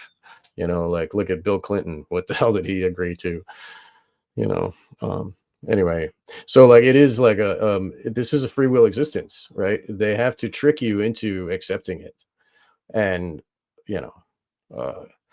I believe that it is it's a process which takes a long time. The Fabian thing is satanic. It's a black wolf in that sheep clothing. All right, I'm going to keep reading here. That's all good. All right. So there's only a little bit left. So contrary to conventional wisdom, claims of ritual abuse are certainly not a modern phenomenon. Such claims have actually been around for quite some time, and they were given legitimacy by no less an historical figure than Sigmund Freud. Over 100 years ago, Freud recognized that ritual abuse is likely the primary cause of the psychological problems that he observed in his female patients. I brought this up before a couple episodes back. I'm glad this is here. Author Kevin Marin noted that Freud had commented on the marked similarity between what his patients told him and the accounts of the witchcraft confessions of the 16th century. In a letter to a colleague written in January 1897, Freud pondered, quotes, "But why did the devil who took possession of the poor things invariably abuse them sexually and in a loathsome manner? Why are there confessions under torture so like the communications made by my patients in psychological treatment? If Freud were alive today, he might well add, and why are the And why are the communications made by my patients a century ago so like the stories told to therapists today by survivors of SRA? Should this remarkable consistency spanning several centuries have attributed to some kind of recurring mass hysteria? Or can it best be explained by the fact that, as historians and the Chicago Tribune have noted, satanic cults have been documented in Europe and America as far back as the 1600s? Has there always been something dark and evil lurking in the shadows, only occasionally raising its head, and at which times its existence is denied, its perpetrators cast as victims, and its real victims mocked and ridiculed? To ponder such a question, alas, requires calling into question some of our most fundamental beliefs about the nature of the world we live in. And that is decidedly unsettling venture. Perhaps when viewed in the context of a covert, state-sponsored mind control program, perhaps when viewed in the context of a covert state-sponsored mind control program, some readers can begin to understand not only why there might be those who are motivated to inflict appalling levels of abuse on some of America's children, but also why so much effort would be expended attempting to discredit claims of horrific abuse if the victims are in fact valid. Truth be told, the stories told by survivors of ritual abuse tend to be self-discrediting. One of the potential benefits, therefore, of cloaking mind control activity in satanic rituals is that the operations are largely immune to disclosure. Even if an operation is uncovered, the stories told by the children tend to be so outlandish, so far removed from the world that we know, that the claims are easily cast aside as the product of a child's fertile imagination. Now, I just want to note that it takes an intelligent, imaginative child to split into, they have to choose imaginative children who are creative and intelligent in order to make the internal worlds. Because anyway, so that is true. These children do have fertile imaginations, but they are constructed by the programmer to be a certain way. So, just like in the movie, in the book, Manchurian Candidate.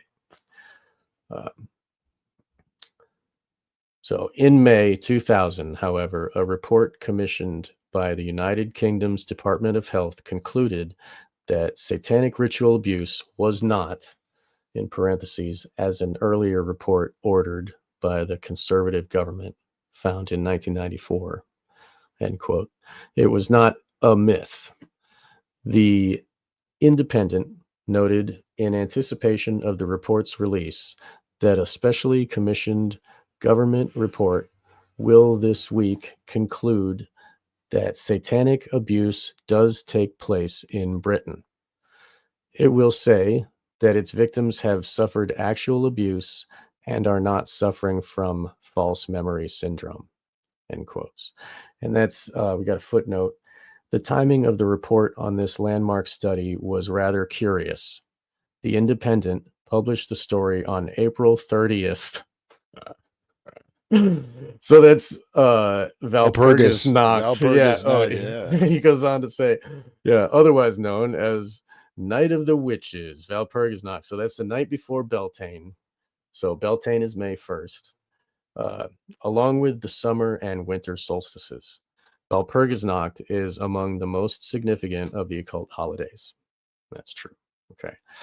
So one of the primary authors of this controversial report was therapist Valerie Sinason, Sinason, who reportedly had personally treated 126 survivors of ritualized abuse. According to the report in The Guardian, Sinason said 46 of her patients claimed to have witnessed murder of children or adults during ritual abuse ceremonies, that had involved up to 300 people at a time.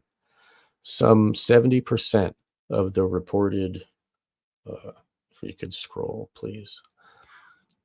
70% of the reported abuse was carried out by pedophiles and the rest by Satanists, end quote. The Independent added that 16 of the victims had also claimed, quotes, they had seen induced abortions or babies killed.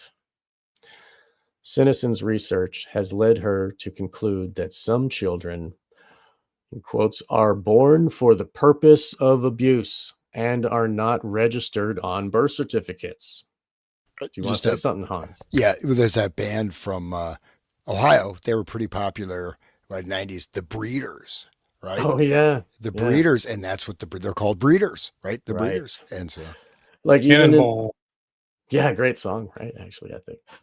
But you can even see it in Hollywood movies. Like, look at the new Mad Max there. There's the latest two, the Furiosa and this other one.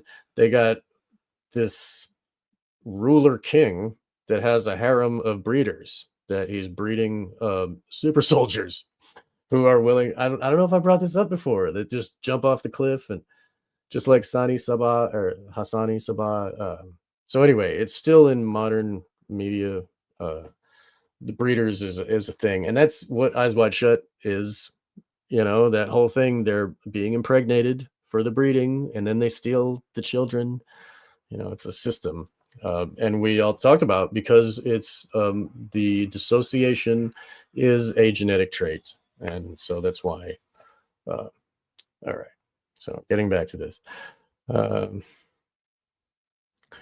Okay. Sinison's research has led her to conclude that some children are born for. Okay, I said that.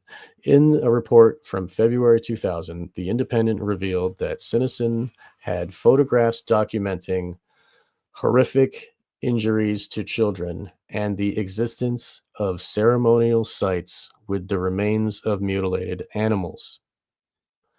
The same article noted that Scotland Yard had begun an investigation. It is unclear where that investigation led, as it is unclear that the official response was to release the release of Sinison's study. Media outlets appear to have dropped the story just before the report was issued. Many readers of the press accounts that preceded the report's release were no doubt predispositioned to dismiss Sinison and her fellow researchers as cranks. Where exactly readers were left to ponder was this alleged photographic evidence showing children and horrific injuries. And where is this evidence of ritual murders being performed? As it turns out, shockingly enough, such evidence is not that difficult to find. As hard as it may be to believe, especially for readers conditioned to think that all such stories are nothing but urban myths, photographic evidence of exactly the sort described by Sinison is being peddled all over the internet. And that's what the snuff porn is, guys. Like, that's what a lot of the child abuse porn, the CSAM, it's like it's a organized crime. Okay. But even with such, go ahead. How long snuff films? Oh, these are urban legend. Urban legend. It doesn't happen. Right. Totally fake. There's already documented things. I mean, it was Leonard Lake snuff films, the guy from Canada, Mignotti or whatever. Gimme Shelter, Rolling Stones movie. They show the guy being killed, right? They're watching the video editing. Right. The beginning of that, he's going through the, postmodern Mick Jagger's in the cutting room going through and watching the killing. That's a snuff film. Right. And then this latest Charlie Kirk, we all had to watch that. Like, that's a snuff film. That's intentional. They could have killed him somewhere else. Right. They could have got him in Arizona or something. They just knew he was going to be there on the 20th. So it was meant to happen in public so that people will watch that over and over. like all the researchers are watching it over and over. Like it's all yeah, they're all studying. Oh, is this the bullet? Is that? Did it go in the front? Did it back? Is this the entry man. wound? Is this the exit wound? How much blood is there? There's no blood. God, they're already doing it. Yeah, they're already like over and over again. Yeah, you're programming yourself. That's what Michael Hoffman talks about that a while ago. Is that some of this stuff, the research actually becomes the induction, right? The information that's released, you're inducting yourself, and you're watching this. And one level, you're also identifying you're being shot in the head, right? You're being shot in the head, or else you're normalizing that, or you get, you know what I mean? Kind of like the Pizzagate stuff. The people got really into that. Like, you don't need to see these images. You know what's going on. Just, you know what I mean? Just, because you can get too much into certain things, right? Yeah, don't watch Wake the Dead. I'm just kidding. All right. Please just do some liquid coke. See, Freud did liquid coke, and that was one of his best treatments. Why not? Treatments. Anyway, let's solve everything. Have some coke. Right. No, it's a he called it the miracle cure. Some of his books he wrote, he was completely, and he got there's Miles Davis recorded, I forget the name of the album, but he got this liquid coke. He's like, it's the best coke I ever did, man.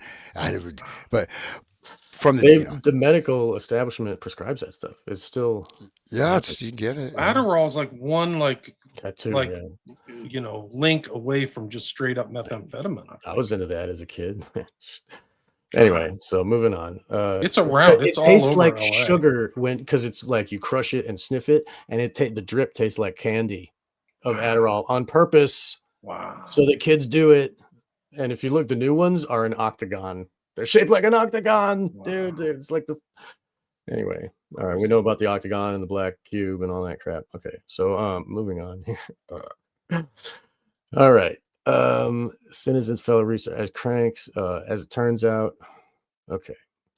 But even with such compelling evidence being widely circulated, many will still be tempered to discount the stories told by the survivors of such abuse. Skeptics are advised to keep in mind the words of Detective Robert Simandl of the Chicago Police Department, in quotes here. It's difficult for us to believe such crimes are occurring, but they are all over the United States, end quote. Indeed, all over the world, as we shall see in the next chapter. And people should know about the Butcher of Belgium, and that whole thing is described in this book too. What was his name? Dutroux. That's not just in America, it's around the world. And the pink ballets and stuff. I posted that on my X yesterday. Okay. So this is Arlene Tyner writing in Probe magazine, July-August 2000. In the early 1950s, the CIA was looking for specially gifted subjects to study dissociative states, which could be induced and controlled to some extent with hypnosis and drugs. It's all in that sentence right there. Boom, it's all there. Yeah. You read this book, Hans. You know that Gilles de Rais is in there, right? Like he mentions Gilles de Rais. No, you're nude. Oh, he's muted. You're muted. Yeah. There's a whole section. That's what inspired me to bring that up, actually, just because he mentions that towards the end of the book. Yeah, man, I read that. That was wow, because it just, I guess I read it relatively quickly, but when you put all this stuff together in one package, right? And like I said, some of the stuff, the Atlanta child murders, I didn't know about, but he gets into this details of it. It's like, whoa. And there's a lot of cases he doesn't even mention, right? So it's just like, wow, this is really over the top. But he makes that case of all the trials, the patsies, you have people with military connections sometimes, or being hospitalized, going to mental hospitals, et cetera, or abused by the parents and this and that. So there's so much. I think he doesn't necessarily go as deep as he could with the analysis, but maybe that wasn't the positioning of the book. per se to do that. I mean, what I mean is just tying it all together is this whole, I mean, he said one thing is to create a state of fear, bring about a police state in the society. That's part of it, right? But there's other elements, right? And so I've talked about this for a long time, but it's that, the 1960s, that whole peace and love generation, these various shocks. You have the induction that's using the ritual process of, you talk about the liminal phase. You have the initiation, separation, initiation, and return, right? The basic ritual processing, going from one stage to another. And so in terms of these, it's just like chaining these rituals, right? So you have 1960s, you have suddenly this out of nowhere, everyone is wearing these goofy ass clothing and, let's dance like that, Okay, I'm sorry. But the freaks. The freaks, of course, and then LSD, and then you have, we're going to change the world, peace and love, boom, over, right? Hard drugs, boom, serial killers really start, they just dial in right there at the tail end of that, right? Right in the Bay Area. And this continues all the way up till the 90s, right? So that's your separation. You went through this initiation, and instead of returning to this world of peace and love, you return to this 1970s, crappy, 70s were really bad, actually. You think if you look at the 70s, they were a very dark decade, actually, but then the serial killer thing starts, and that, at the same time, you have all the self-help movements. You got, what's it, Earhart, that got all these different, like, kind of cult things. You got, this and that. And all those serial killers, they always ask, oh, who else did you get? And they're, oh, you're the lone nut. What are you talking about? Who else? Like, the guy who talked to the dog or whatever. And the other one, the clown, like, they all. Berkowitz. Right. And the other guy that Casey's networked. Casey's totally networked. Right. And the Ramirez, the guy with the star on his hand or whatever, like, he thought he was part of a cult network too. Like, according to Corso, a biography, he would go meet with LaVey. That's what he was doing in San Francisco. Yeah. And some of his crimes. They cover that up, of course, but there's all that other stuff. It's really crazy. So, somebody asked if I interview Radix Verum. I already did. You can check that out on my catalog. We talked about the whole FBI stuff. So I think last year I did it. Yeah, but I just wanted to stress is that, people were terrified, okay, in the entire cities across the country. Like, you have 3 networks, right? You have limited stuff, and people were really, this created mass terror. We're so used to shootings and whatever. It's like friggin' atomic bomb. Oh, it's atomic bomb. Oh, there's a mob of crazed Antifa. They're cutting people's heads off and cannibalizing them. Okay, seriously, like, we're so jaded. But they do it on camera. Yeah. Zodiac, right? That people were terrified. Across the board. With the Son of Sam, right? And all the weird, both Son of Sam, Zodiac, you have these weird media missives, right? So this is also feeding into the collective psyche with these different, I talked about different inputs, right? You're putting in these occulted messages that are going in, right? So there's quite a profound operation, right? And so and then you have AIDS. Oh, where serial killers are winding down. Oh no, I'm gonna die of AIDS. And the cool shooting is 99. The old Columbine thing started. Columbine, that was a shifting to the next phase that we're in right now. Exactly. Still. Yes. The Roman Emperor Tiberius is infamous for cruelty.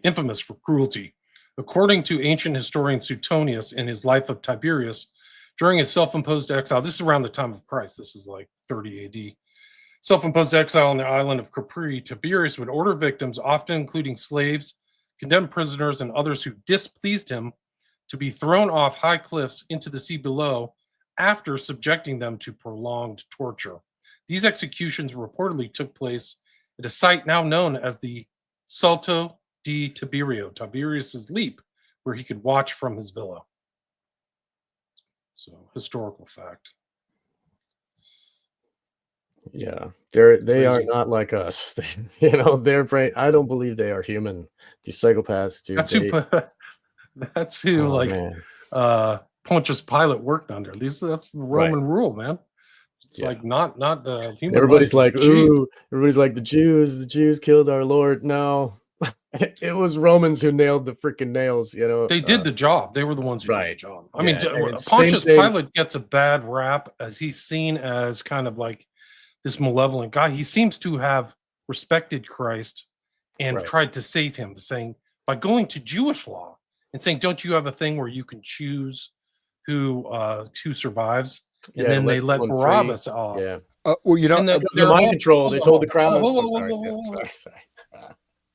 It happens a lot, man. The whole thing is like the people who were who praised for Barabbas are supposedly the same people who, you know, were praising Christ as he came into Jerusalem. But I don't think there's any historical evidence for that. Really? I think it's part of the political thing. It's like create a fake crowd like the rulers want, and then juice the decision. So they're actually manipulating Pontius Pilate into making sure Christ dies. But also, I think another thing of that, in my opinion, in my interpretation of the New Testament, is that I think that his snub towards the Jews of Pontius Pilate is that he put the king of the Jews on top of the crucifix. So I think that's like, he really is your king. This guy really is something special and different as opposed to these other people. So I think we can wrap this up. I mean, we mentioned Bataille, like it just shows how smart McGowan was, because he like mentions all these figures we're talking about, Desaad, Bataille, and all these things. But like, just to go and kind of continue with this theme, he writes this quote of Bataille: Marquis de Sade had only one occupation in his long life, which really absorbed him, that of enumerating to the point of exhaustion the possibilities of destroying human life, of destroying them, and of enjoying the thought of their death and suffering. So, yeah, imagine the consciousness that has to do that. Like, I mean, and what it took to get there. I mean, crazy. I apologize for interrupting, guys. I really do have a problem. And even the listeners tell me. It like breaks my train of thought, too. I'm sorry, man. I'm sorry. I'm a dickhead. I do apologize. And, you know, I do respect both of you and care for both of you. And I don't mean to do such things. So please. This is the thing I want people to kind of, for the next version, I want people to kind of take a look at this, because these two guys are key in this whole next document that we've taken like 6 episodes to get to, and that is Hoover and Tolson, who are mentioned through this 500-page George Hoban Esterbrook's document. It's really something else. But what do you guys think? I'll ask you like a mind experiment or a thought experiment. When you see these pictures of these two, what comes to mind? Mafia. I don't know. Yeah. The man about town. These guys are respectable. And look at their shoes. They got saddle shoes. I mean, God, they can't be bad guys. Yeah. Look at their haircuts, you know? I mean, Hoover kind of looks like Hoffa for some reason. His face is like, I don't know. It's just, but yeah, these are the gentlemen. These are real. Like I've learned that Satanists look like this.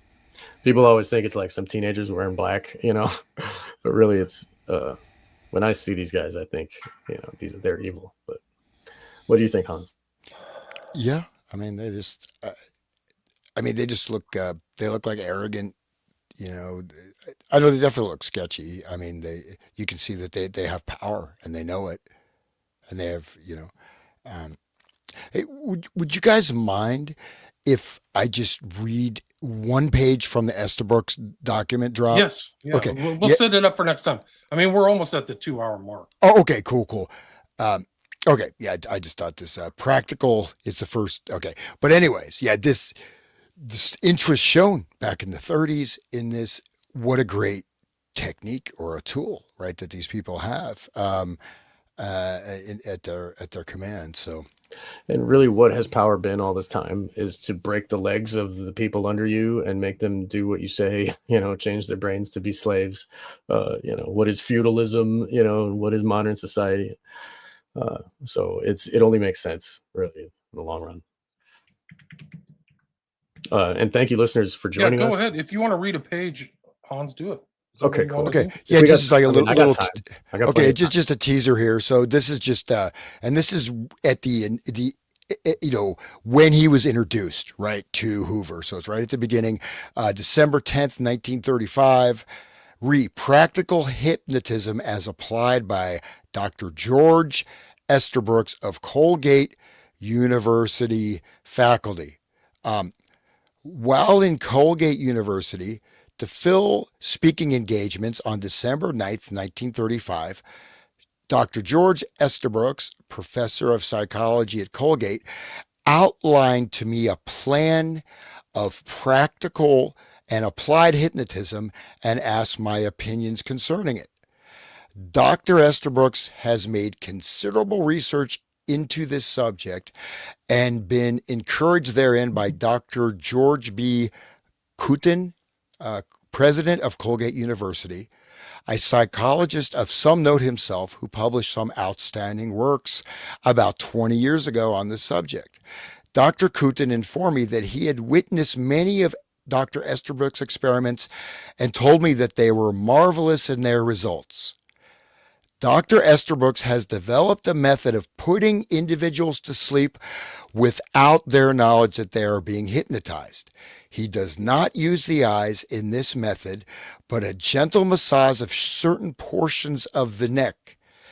As he explained the theory, the hypnotized person does not realize that he has been hypnotized.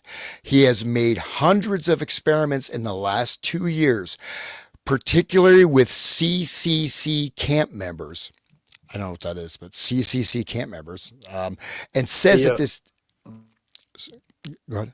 Go ahead. Okay, will you maybe come back and look what that is? And says the system is absolutely infallible. He says that persons while asleep from this method will answer any question propounded to them absolutely truthfully. He has also worked out a test dealing with certain reflex of certain muscles of the hand, which he states positively shows whether the subject is actually asleep or faking sleep. Dr. Estabrooks has had correspondence with certain members of the military intelligence units of the Army and Navy, and they have assured him that they are very enthusiastic about his work along these lines. He has been invited to come to Washington and give practical demonstrations before representatives of the military intelligence units of both the Army and Navy. These units to furnish him subjects for demonstration. To furnish him subjects. Okay, so that's interesting. I informed him that you were tremendously interested in matters of this kind and that they might have some potential use in criminological work. I assured him that upon the occasion of his visit to Washington, you should very much like to meet him, have him meet our technical laboratory experts and have a confidential discussion with them. Dr. Estabrooks assured me that his theory was absolutely foolproof and could be practiced by anyone without the slightest danger to the subject. I knew Dr. Estabrooks very well as a student at Oxford University and believe that his system contains great possibilities in criminological work. He has informed me that he has been keeping it entirely secret and that it had been made known only to the intelligence units of the Army and Navy. Because of my personal friendship with Dr. Estabrooks, I feel that if you so desire, I can make arrangements for him to discuss his theory with Mr. Coffey or other members of the technical laboratory staff, explain the results he has obtained to them in detail, and if desirable, give actual demonstrations. If he has a successful method, and it seems to me that he has, the Bureau could easily obtain very favorable publicity concerning the development of this theory if and when Dr. Estabrooks decided to make it known to the world. Incidentally, Dr. Estabrooks' idea is not to make money for himself, but to aid the world generally, particularly shell-shocked and gassed soldiers. Dr. Estabrooks was overseas several years ago with the Canadian armies and had an enviable service record with them. I suggest in this connection that Dr. Estabrooks might be given serious consideration as a lecturer on practical and applied psychology to appear before some of the subsequent police training schools conducted by the Bureau. I feel that the Bureau has everything to gain and nothing to lose by discussing with Dr. Estabrooks through its technical experts his theory of applied hypnotism, respectively WHD Lester. So that's just a... CCC is a program for the New Deal when people under the Depression couldn't get a job and they worked for the government. And so they like signed up to be government workers, right? Yeah, Civilian Conservation Corps, right? They would like, you know, make parkway trails and stuff, and they, you know, plant trees and stuff.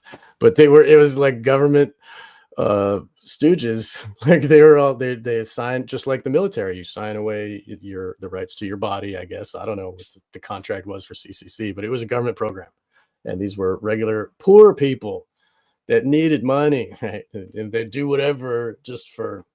So that's who the CCC was. What we're going to find in the next episode is that this guy is a member of the American government past, you know, administrations for 4 decades, really, till 1972. And a lot of the background we're going to go in is a more accurate version of history of what happened post-war than I think is in the history books, because we're going to show that these guys are in very detailed discussion with Estabrooks, the founder, as relayed in Dave McGowan's program To Kill, right there, where we did the Mind Control 101. So you're going to see all this. That means that when you see all these pictures of Hoover with JFK, RFK, LBJ, all these other characters, CIA agents, CIA heads, he knows this stuff. And most people, when they look at the pictures, they don't know that he knows this kind of like Estabrooks material. The precursor by 20 years to MK Ultra, precursor 20 years to Dulles.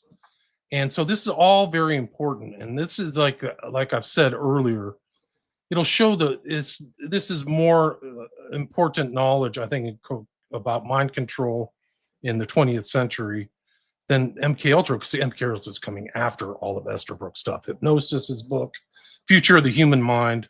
This guy's super important, Estabrooks is. So I think that'll be the next show. But I mean, we're at the 2-hour mark.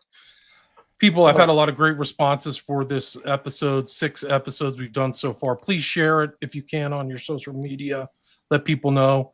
I'll put links to Hans Uter's Resonant State and Sean's Wake the Dead, and so people can check out their shows too. But please share these shows, because I think they're important, and they'll really open up 20th century history to you, and the history of assassinations and things like that, and the Manchurian Candidate. So it's all very important. But thanks for having me on the show, and until next time. Thank you, William. I just wanted to add one more point, that the criminology, the usefulness of this criminal, like, what are they doing? They are giving themselves a reason to exist. Like all these school shootings, we got to have an FBI to solve these, you know, problem reaction solution, right? This it's useful for the FBI to create mass murderers and to create, you know, school shooters, part of the program. So that way we need, we crave to be enslaved by these government programs. And thank you, William. Everybody, all my listeners should please check out WilliamRamseyInvestigates.com, and we can find your books and your podcast links and all your documentaries. All your great work is all there. And please, Hans. Yeah, and I had a monumental accomplishment. I cracked into double digits on YouTube, man. I was like, I set very low bar. I got double digits. I was going for single. I got double. But just to say, yeah, thank you guys. It's always just amazing. You know, just kind of bouncing off all these things. I just wanted just before we go, just to call attention to just a few brief things from this. They're kind of odd, but number one, he's working with military intelligence units of Army and Navy, in the sentence, comma, these units to furnish him subjects for demonstrations. To furnish him subjects. So think it's just comma. Intelligence units of the Army and Navy. these units capitalize to furnish him subjects for demonstrations, which means what? Delta force. Yeah, and then also, working with gassed and shell-shocked to aid the world generally, particularly shell-shocked and gassed soldiers. So I'm not sure how does that aid the world? Yeah, so I think that's some of the read between the lines, even that comma, furnish. You furnish someone. That's like furniture. That's an object. Right. Subjects for experimentation. And this is what Gowan talks about, right? All these people from the military going to these special things. Maybe some of those were subjects that were furnished. They signed away their ownership of their own body on a contract. They signed it away. The government owns their body now for 4 years or whatever, right? That's how they do it legally. Right. Heidenreich was definitely in MK Ultra. There's no question about it. He's just one that we know of. We know of so many other ones. Yeah. These guys eventually were furnished. The cannibal guy there, and Lake also. Lake was in Nam. These guys are coming from Nam or weird things, and there's even more strange stuff that they've disclosed and discovered. Like in the Kinzer book I saw recently, they would take the guys and make them watch snuff films. Like they literally would. Like this is in Kinzer. So that's how they would program the Ludovico method. Yeah. Wow. Ties into Parallax View. It's really amazing. But it's very important for people to know this is not 50s. This is 30s.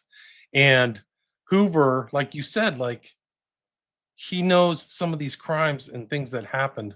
They involve people that Esther Books would be a person to influence, to have dark persuasion over. So he knows that, but he's not disclosing it. That thing. And it goes back to our original show on Manchurian Candidate, where Dr. Yen Lo is talking about these people as a weapon. And I think that's what people have to think about in their minds, is these are tools of deception and assassination. And it's very, and programmed to kill is probably the perfect phrase to describe and typify it. Yeah, last thing is that, obviously this is the introduction where Hoover is introduced to Esther Brooks. This is the very beginning, first thing, but CCC camp members, military soldiers who don't have to follow orders, and shell-shocked and gassed individuals. So, and we go on, we'll see that the CCC, these people are basically what? They're poor, right? Great Depression, man. Yes. And so these are also captive audiences. These aren't people that sign up to voluntarily, take be a human guinea pig or a test. These are people being experimented upon without their knowledge, right? They don't know what they're getting. So I just thought that was of some interest that, and again, 1930, well, so this started a long time ago, long before MK Ultra. So, all right. I just want to thank both of you guys for letting me be part of this. This is so fun, and my listeners as well have had. They love it, and they've been giving me good comments. And just want to thank you guys again for letting me be part. I don't mean to jump all over your words and start interrupting. I will. I'm constantly working on that within myself. I'm doing the shadow work. Get a piece of pad and a piece of paper and a pen. I have it. I have been. So when doing somebody's talking, you can write it down and then come back to it. Just get a cat the easiest technique. Yes, cat of nine tails, dude. Just yes, I'll cut myself every time. It makes bad audio. People don't like listening. That's why people don't watch TV. They just talk over each other the whole time. It's horrible. That's true. I don't want to do that. Me neither. We and have I apologize. enough time. We have 2 I hours. am wrong. Yes. Okay. And thank you so much for your time and for your attention and for the listeners' time and attention. It's really a rewarding all the way around for me, and I'm so thankful. So, thank you guys. Thank you, William. Thank you. Our peace. Bye.